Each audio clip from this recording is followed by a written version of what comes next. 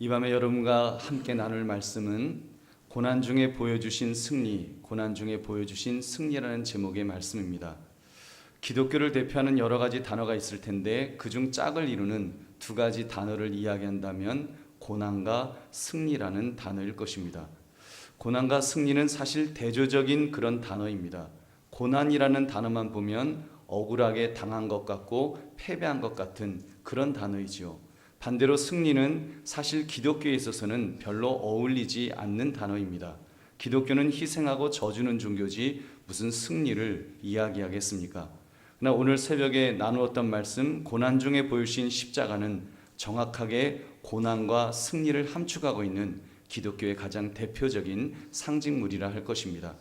오늘 이사야 선지자를 통해서 고난받는 종의 모습이 어떠한지, 그리고 고난의 결과 어떠한 승리가 약속되어 있는지를 살피심으로 은혜를 나누시기를 주님의 이름으로 축원합니다.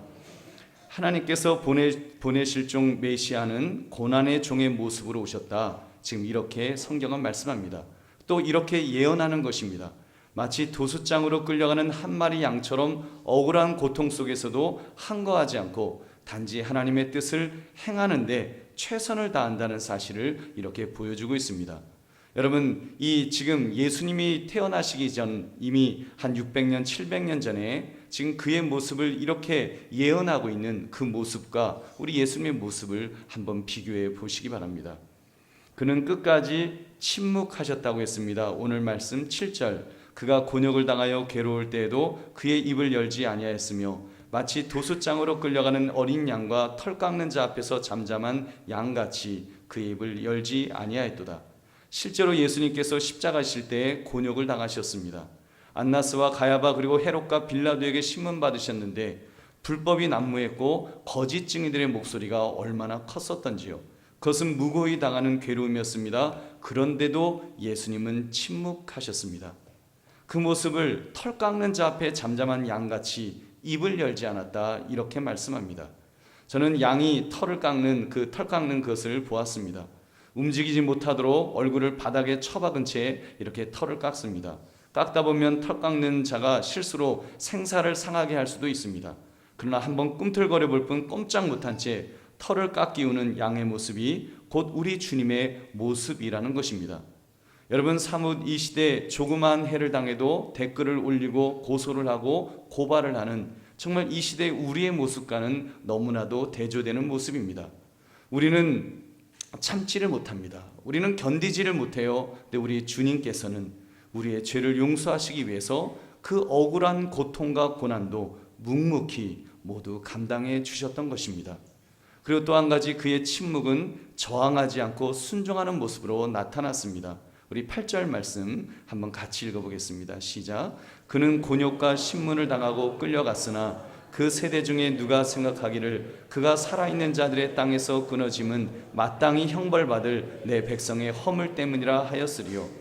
지렁이도 여러분 밟으면 꿈틀한다는 말이 있지 않습니까? 사람이 곤욕을 당하여 괴롭게 되면 아무리 큰 죄를 지은 사람이라 하더라도 저항하게 되었습니다. 왜 내게 이런 고통이 있느냐고, 이건 너무 부당하다, 너무 나에게 가혹한 거다 외치게 되어 있습니다. 우리 예수님은 그 십자가의 고통을 고스란히 다 당하셨습니다. 마치 마땅히 피할 수 없이 분명한 자기의 죄값을 치르는 자처럼 그렇게 감당하셨습니다. 그러니 그가 당한 고통이 그 세대 사람들 중에 우리의 죄 때문에 당하시는 것이라 생각할 사람이 어디 있겠냐는 말입니다. 아무도 그렇게 생각하지 못할 것이라고 말씀하고 있습니다. 보십시오. 욥이나 모세나 이사야나 예레미야나 모든 성경의 인물들은 자신들의 사명을 감당하다 고통을 당하게 되면 하나님께 억울함을 호소하게 되어 있습니다. 우리 예수님은 그렇게 하지 않으셨다는 것입니다. 그것을 저항하지 않고 순종했던 예수님의 모습. 사람들이 예수님을 십자가에 못 박아 매달아 놓고는 너가 하나님의 아들이거든 그 뛰어내려라 침뱉으며 조롱할 때도 예수님은 저항하지 않으셨습니다. 오히려 그들을 향해 아버지여 저들의 죄를 사하여 주옵소서, 저들이 알지 못해서 저런 죄를 짓노라고 그렇게 그들을 용서해 주셨습니다. 자기의 죄 때문에 저가 저렇게 죽는 것이다 조롱하는 자들 향해서 용서하셨던, 사랑하셨던 우리 주님, 저항하지 않고 항변하지 않고 순종하셨던 우리 주님의 모습이 있습니다. 여러분, 이런 사랑이 도대체 어디 있을까요?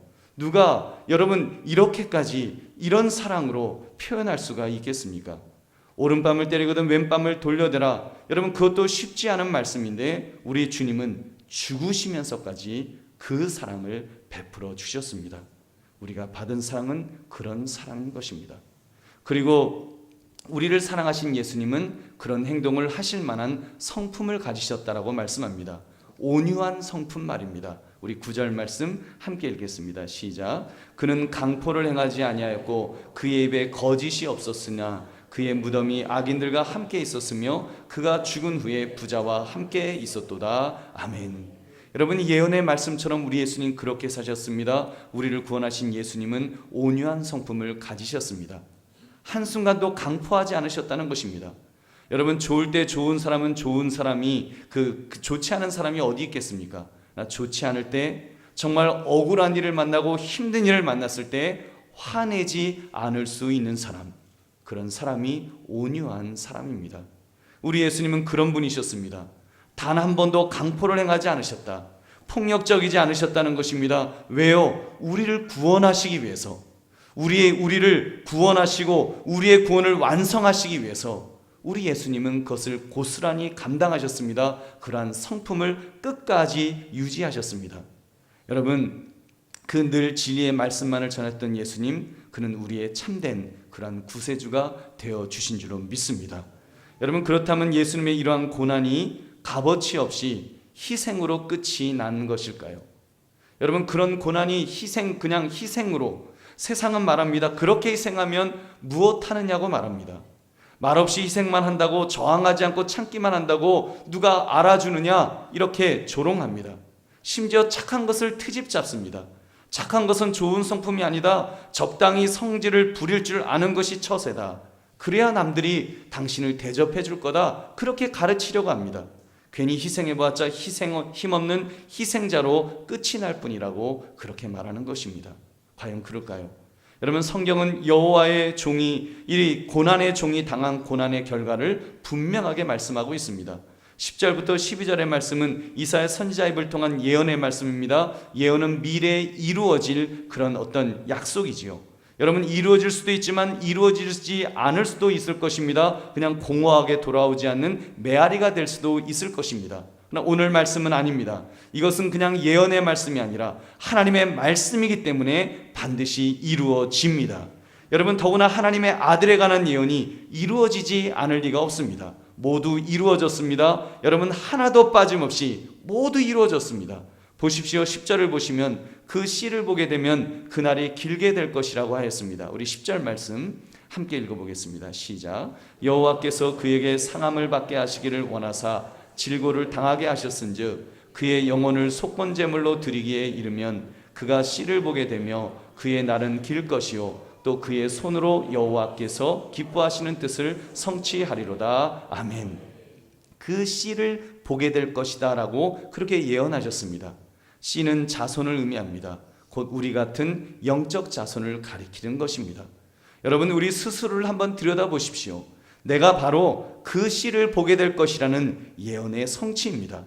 한국교회 성도들이, 여러분들이 바로 세계교회의 수많은 성도들이 그 예언의 성취인 것입니다. 여러분, 얼마나 이것이 멋진 일입니까? 2000년 전 고난의 종 예수 그리스도께서 십자가에서 죽으실 때는 얼마나 비참하고 덧없어 보였을까요? 침묵하며 단 한 번의 저항 없이 무참하게 비참하게 죽임을 당하실 때 그 현장에 있던 사람들의 마음은 무너져 내렸을 것입니다. 도대체 하나님은 무엇을 하시는가? 예수님이 저렇게 비참하게 죽으실 때까지 하나님은 무엇을 하시는가? 아마 원망했을지도 모릅니다. 여러분, 우리도 살면서요 그런 탄식을 할 때가 얼마나 많이 있습니까? 나는 나름대로 신앙 안에서 살려고 몸부림을 쳤는데 돌아오는 것은 고통과 상처밖에 없을 때 하나님의 살아계신 것은 맞느냐며 우리는 원망할 때가 있습니다. 여러분, 그러나 오늘 약속의 말씀이 성취된 이 현장, 나를 통해, 여러분을 통해, 한국 교회를 통해 성취된 하나님의 예언의 말씀을 확인하시기 바랍니다. 그리고 용기를 내시기를 주의 이름으로 축원합니다. 주님만 바라보고 주님만 의지하시면, 주님은 신실하신 분이시기 때문에 우리에게 약속하신 모든 것은 다 이루시는 그런 분이신 줄 다시 한번 믿으시기 바랍니다. 여러분, 또 하나의 것은 그날은 길 것이라고 하였습니다. 메시아인 줄 알았던 예수님, 하나님의 아들인 줄 알았던 예수님께서 다 이루었다 마지막 말씀하시고 고개를 떨구셨을 때, 그렇게 무덤에 던져졌을 때 모든 것이 끝난 것처럼 보였을 것입니다. 그러나 결과는 무엇이었습니까? 하나님은 그 예수님을 무덤을 여시고 사망 권세를 깨치시고 다시 살려주신 줄로 믿습니다. 여러분, 그렇습니다. 예수님은 부활하셨습니다. 다시 사셨습니다. 그리고 승천하셔서 영원한 삶을 사시는 것입니다. 이것이야말로 고난의 종 예수 그리스도가 우리에게 보여주시는 가장 복된 소식이 아닐런지요. 그리고 또 하나, 여호와의 뜻을 성취하리라고 오늘 성경은 말씀합니다. 메시아의 고난은 궁극적으로 하나님의 뜻을 성취시키는 일이었습니다. 메시아는 자신에게 닥치는 모든 고난을 거부하지 않고 기꺼이 받음으로써 하나님의 뜻을 온전하게 성취시키셨습니다. 요한복음 4장 34절, 예수께서 이르시되 나의 양식은 나를 보내신 이의 뜻을 행하며 그의 일을 온전히 이루는 이것이니라. 아멘. 예수님은 하나님의 뜻을 이루신다라고 말씀하십니다. 그렇습니다. 하나님 안에서 우연한 일이란 없습니다. 무의미한 일이란 없습니다. 모든 것은 하나님의 계획 속에서 이루어지는 약속의 성취입니다. 그러므로 믿음의 사람은 인내해야 됩니다. 하나님의 뜻이 온전하게 이루어지는 그날을 기대하며 오늘 인내하는 것입니다. 오늘 참는 것입니다. 하나님의 뜻이 온전히 이루어지도록 주님께서 사셨던 것처럼 그렇게 살아야 할 줄로 믿습니다.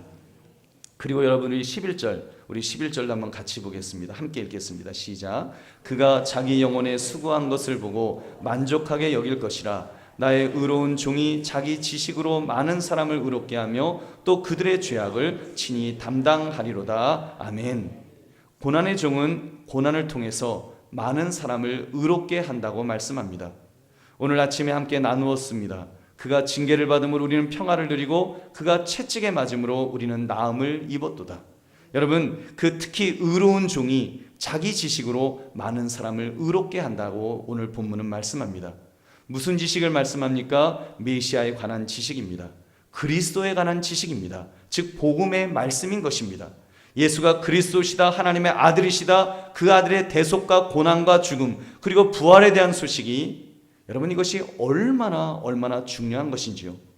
믿음은 들음에서 난다고 했습니다. 그리스도에 관한 그 지식을 들을 때, 말씀을 들을 때 구원의 역사가 일어나는 줄로 믿습니다. 로마서 10장 17절, 그러므로 믿음은 들음에서 나며 들음은 그리스도의 말씀으로 말미암았느니라. 아멘. 주님의 말씀, 주님의 복음이 구원의 역사를 이루었습니다. 저도 그 복음의 말씀을 듣고 믿음으로 구원을 얻었으며 여러분도 그렇게 구원을 얻으셨을 것입니다. 우리 모두는 그 의로운 종의 지식으로 의롭다함을 얻었으며 구원을 얻은 것입니다. 여러분, 너무나 놀라운 소식이 아닌가요? 하나님의 말씀이 거의 3000년 전에 예언되었던 이 말씀이 이렇게 성취되었다는 것, 여러분, 이 말씀이 이렇게 성취되었다는 것, 예수 그리스도를 통하여 그리고 바로 저와 여러분을 통해서 이렇게 성취되었다는 것에 여러분 소름 끼치지 않는가요? 그 약속의 말씀이 그대로 성취되는, 주님의 약속의 모든 말씀은 모두 그렇게 성취되는 줄로 믿습니다. 여러분, 특히 우리가 죽어가게 될 천국, 여러분 또 재림의 주님 오셨을 때 임하게 될 하나님의 나라, 그 모든 약속은 모두 성취될 것입니다. 우리는 그 모든 것을 믿음의 눈으로 바라보며 기대하며 기도하며 기다리며 그렇게 사는 사람인 줄로 믿습니다. 또 더 나아가서 우리는 이제 승리의 전리품을 얻게 될 것입니다. 우리 마지막 12절 말씀 함께 읽겠습니다. 시작. 그러므로 내가 그에게 존귀한 자와 함께 몫을 받게 하며 강한 자와 함께 탈취한 것을 나누게 하리니 이는 그가 자기 영혼을 버려 사망에 이르게 하며 범죄자 중 하나로 헤아림을 받았음이니라. 그러나 그가 많은 사람의 죄를 담당하며 범죄자를 위하여 기도하였느니라. 아멘. 고난의 종은 그 고난을 통해 승리의 전리품을 얻게 된다고 말씀합니다. 고난은 고난으로 끝이 아닙니다. 당장 힘들고 괴로울 때는 절망적입니다. 동굴처럼 앞이 콱 막혀 있다고 그렇게 느껴집니다. 그러나 때가 되면 그 끝은 뻥 뚫린 대로가 열릴 것입니다. 동굴이 아닙니다. 터널인 줄로 믿습니다. 여러분, 우리는 그렇게 천국 행길을 가는 자들입니다. 천국으로 가는 그 길에는 터널이 있어 답답하지만 궁극적으로는 우리는 틀림없이 승리할 것입니다. 그것에 도착하면 우리는 존귀한 자와 함께 몫을 받게 될 것입니다. 정복자가 큰 승리 후에 전리품을 나누어 가지듯이 메시아이신 예수 그리스도는 우리에게 전리품을 나누어 주실 것입니다. 야고보서 1장 12절 말씀, 시험을 참는 자는 복이 있나니 이는 시련을 견디어낸 자가 주께서 자기를 사랑하는 자들에게 약속하신 생명의 면류관을 얻을 것이기 때문이라. 아멘. 여러분, 면류관을 얻을 것이라, 우리 그것을 기대합시다. 우리가 고난주간 예수님의 고난을 묵상하는 자들은 이 승리를 바라보는 자들입니다. 예수님의 고난, 고난으로 끝이 아닙니다. 예수님의 죽음은 죽음이 끝이 아닙니다. 예수님은 사망 권세를 이기시고 다시 사셨습니다. 부활하신 줄로 믿습니다. 할렐루야. 여러분, 부활하신 거예요. 예수님의 고난은 이제 엄청난 상급으로 생명의 면류관으로 우리에게 주어질 것입니다. 우리 믿음의 사람은 그것을 바라보는 사람들입니다. 여러분, 그렇기 때문에 믿음의 사람은 이 땅에서 침묵할 수 있습니다. 저항하지 않고 순종할 수도 있습니다. 그리고 온유할 수 있습니다. 세상은 온유한 성품을 바보 같다고 조롱하고 당하고 사는 것은 힘이 없는 자의 변명이라고 비웃는다 할지라도 여전히 침묵할 수 있습니다. 순종할 수 있습니다. 온유한 성품을 유지할 수 있습니다. 왜요? 우리에게는 주님의 승리가 약속되어 있기 때문입니다. 영생이 약속되어 있습니다. 영원한 후손이 영원한 후손이 된다는 그 약속이 우리에게 다 주어져 있습니다. 그리고 영원한 나라에서 생명의 면류관을 상급으로 받게 될 것입니다. 그러므로 이 고난주간 금요일 밤 주님의 고난과 승리를 묵상하시는 저와 여러분 되시기를 주님의 이름으로 축원합니다.